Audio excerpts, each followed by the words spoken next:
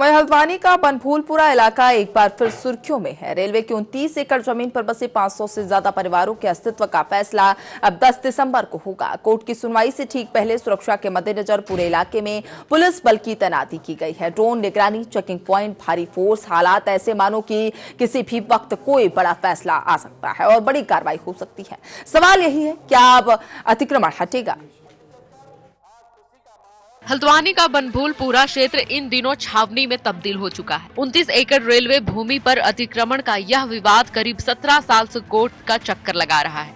अब 10 दिसंबर को होने वाली सुनवाई को लेकर पुलिस और प्रशासन ने अपनी पूरी शक्ति लगा दी है। इलाके में 400 से ज्यादा पुलिसकर्मी और अर्धसैनिक बल तैनात है।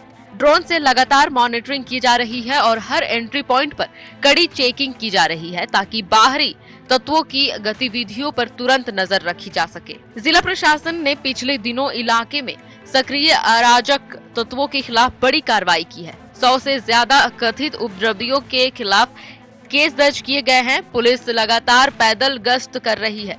अधिकारियों के मुताबिक अब तक किसी भी प्रकार की अप्रिय घटना की सूचना नहीं है, लेकिन संवेदनशील परिस्थितियों को देखते हुए किसी भी अफवाह फैलाने वाले या उपद्रव करने वाले पर सख्त कार्रवाई के आदेश दिए गए हैं।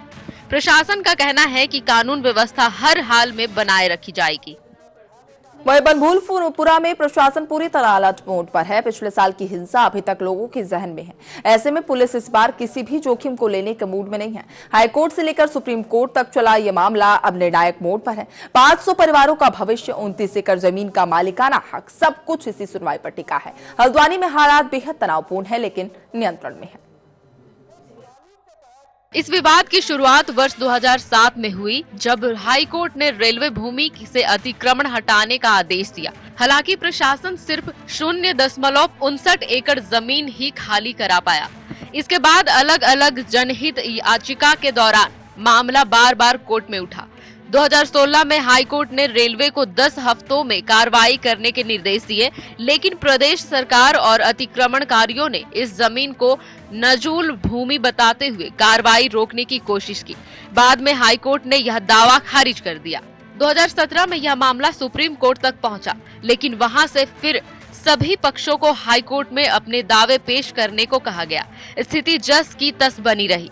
इसी दौरान 2024 में जब नगर निगम ने एक अवैध मदरसा और नमाज स्थल ढहाया, तो बनभूलपुरा हिंसा की आग में जल उठा।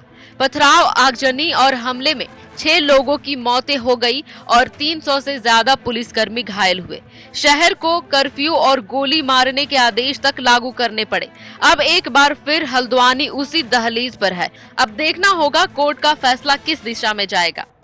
इस बार व्यवस्था पूरी तरह बदली हुई दिखाई दे रही है। चारों तरफ पुलिस की तैनाती, ड्रोन कैमरे, बैरिकेडिंग और लगातार गश्त। स्थानीय लोगों में डर और अनिश्चितता साफ नजर आ रही है। 500 से ज्यादा परिवारों का भविष्य कोर्ट के फैसले पर टिका हुआ है। प्रशासन का कहना है कि कानून व्यवस्था पूरी तरह नियंत्रण में है और किसी भी हालत में उपद्रवी को बर्दाश्त नहीं किया जाएगा। अब सबकी निगाहें 10 दिसंबर की सुनवाई पर हैं। कैमरा पर्सन प्रिंस के साथ में विक यादव, TV 100 न्यूज़, नोएडा।